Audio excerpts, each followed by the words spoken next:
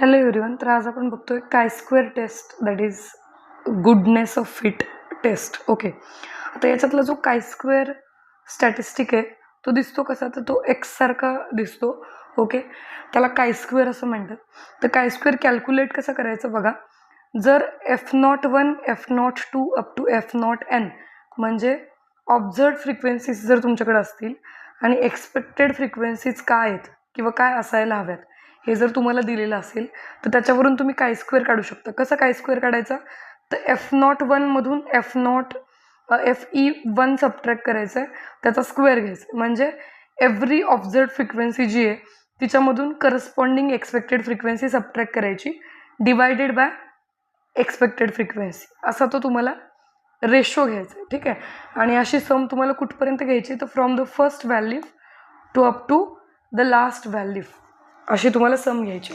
ठीक आहे, तर त्यासाठी कॉलम्सच फाइंड आउट करावे लागतील. तर याचं एक एक्झाम्पल घेऊयात म्हणजे तुम्हाला आयडिया येईल की काय करायचं आहे.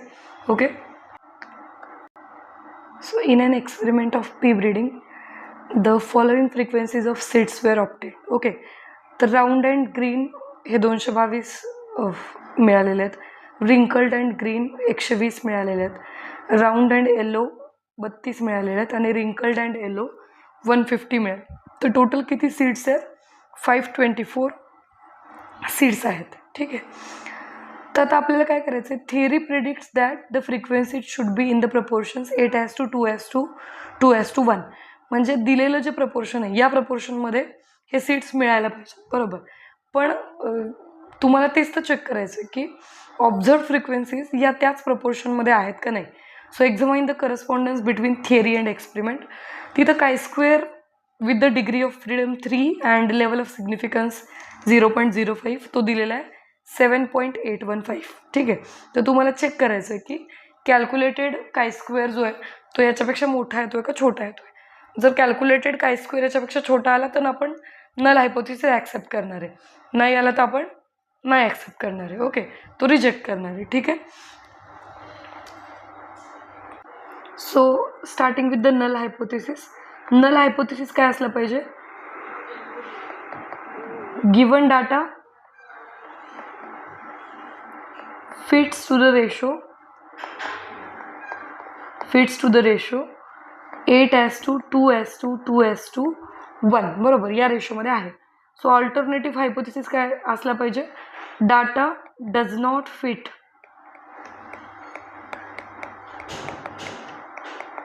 In the ratio 8:2:2:1.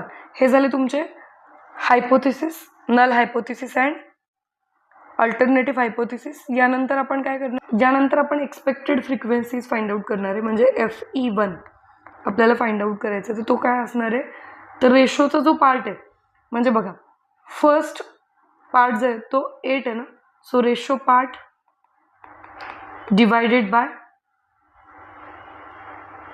Some of all the ratio parts 8 + 2 + 2 + 1. So 8 + 2 + 2 + 1 is equal to 13. So sum of the ratio parts is 13. So 13 multiplied by total number of seeds. So 524. Okay. So FE1 is equal to 8/13 multiplied by 524. So it is equal to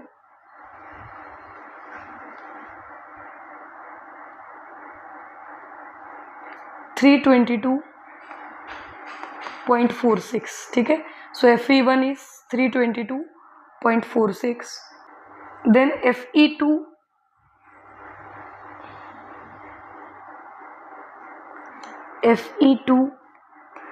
is equal to ratio part is 2 divided by 13 into 524. So it is equal to 2 into 524 divided by 13. So it is equal to 80.61. FE3 is equal to 2/13 into 524. So again it is equal to 80.61, and Fe4 is equal to 1/13 into 524. So 524 divided by 13.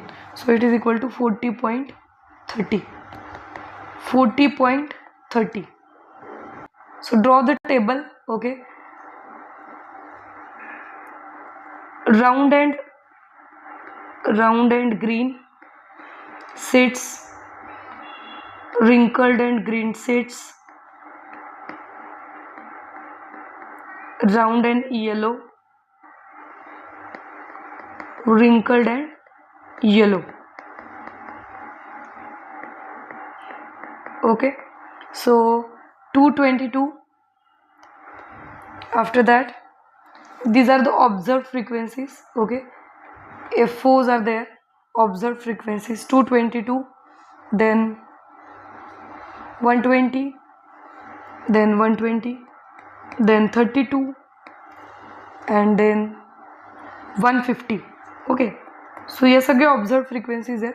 तर calculated frequencies ज्या आहेत किंवा expected frequencies त्या आपण लिहूयात. FEची value FE1 काय आहे तुमचं 322.46, 80.61, 80.61 आणि 40.30. ठीक आहे, या एक्सपेक्टेड फ्रिक्वेन्सीज आहेत. सो आता आपल्याला फाइंड आउट करायचं एक्सपेक्टेड ऑब्झर्व्ड मायनस एक्सपेक्टेडचं column. Okay, so FO minus FE square divided by FE हे आपल्याला फाइंड आउट करायचं. ओके, थोडंसं याला मी वरती लिहिते म्हणजे तुम्हाला आयडेंटिफाय होईल. सो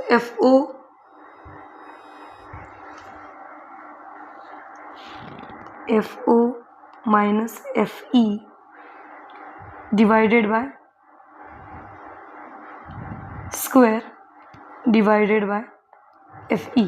ओके, सो प्रत्येक ठिकाणी तुम्हाला काय करायचं आहे, ऑब्झर्व्डमधून एक्सपेक्टेड सबट्रॅक्ट करायचं आहे, त्याचा स्क्वेअर घ्यायचं आहे. बरोबर, म्हणजे इथं काय होईल 222 minus 322.46 जे काही येणार आहे त्याचा स्क्वेअर घ्यायचा आहे. ओके, सो 100 minus 100.46 आलेला आहे. त्याचा स्क्वेअर येईल 10,092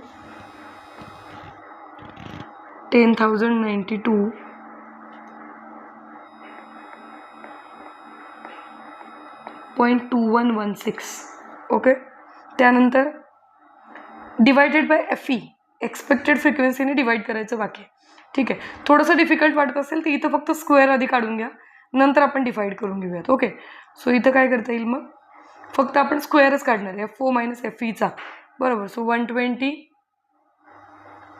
मायनस 80.61 जे काही येणार आहे त्याचा स्क्वेअर. ठीक आहे, so it is 1551.57. Okay, then 32 minus 80.61 जे काही येईल अगेन त्याचा स्क्वेअर. सो तो येणार आहे 2362.93. And last one is 150 minus 40.30. Okay, त्याचा स्क्वेअर. सो तो येईल 12,034.09. सो हे सगळे स्क्वेअर्स आलेले आहेत. आता प्रत्येक स्क्वेअरला तुम्हाला डिवाइड करायचे ते आता एक्सपेक्टेड फ्रिक्वेन्सीने. So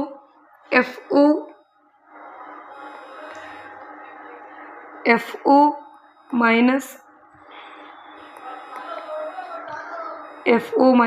FE square divided by FE is given by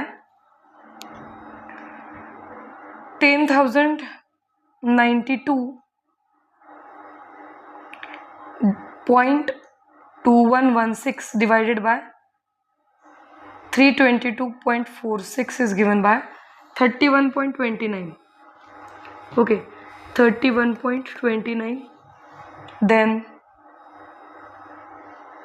1551.57 divided by 80.61. So it is given by 19.24. 2362.93 divided by 80.61. So it is 29.31.